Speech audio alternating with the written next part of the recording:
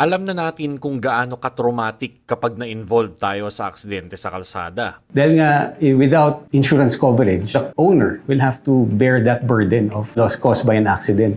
Alam na rin natin kung gaano ka-stressful ang maaari nating kaharapin matapos ang aktual na aksidente. Because it is a major investment for most people, no? And then, pero it's not really that practical that if you take a chance, you don't insure it just because you're saving a little bit on the premium. But then sometimes when you do get involved in huge accidents, the repair bills, because of inflation, you would know, is really very, very high. At kapag tayo ay nasangkot sa isang aksidente, bukod sa may maaaring masaktan na panigurado, ay mangangailangan ng mga gastusing medikal, sa ayaw man natin sa gusto ay may mga maaari ring mamatay. Ano't anuman, ang mga dokumento gaya ng mga ito ang kakailanganin nating i-accomplish kung tayo ay magkiklaim sa ating insurance. Imagine nyo na lang kung unreliable ang insurance ninyo, di ba?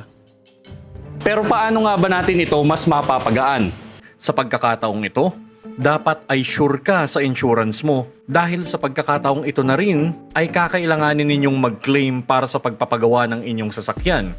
So ngayon, sure ka bang maaasahan ng inyong insurance? Ano-ano nga ba ang dapat gawin kung kinakailangan ng mag-claim?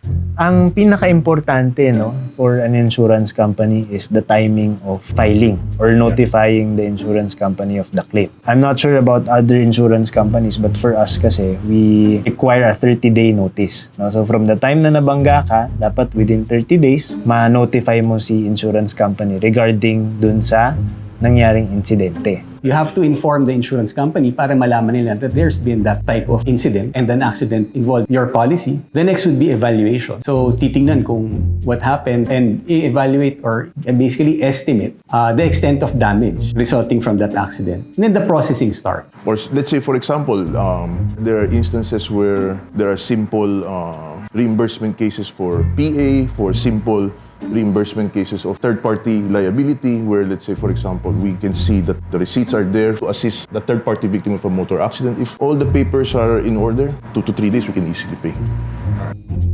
Paano naman kung nasa alanganing lugar ang inyong sasakyan?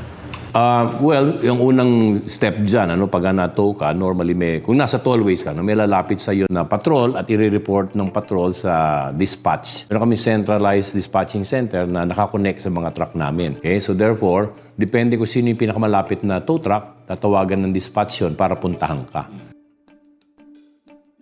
Ang unang process para sa insurance claim ay ina-evaluate ko yung car. Okay?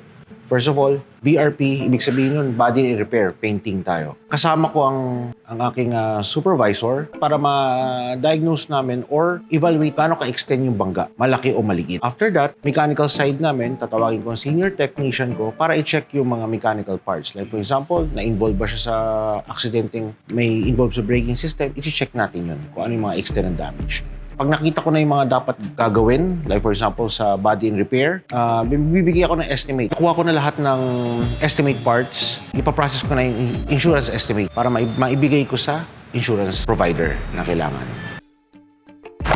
At yan ang kahalagahan ng pagkakaroon ng insurance na maasahan.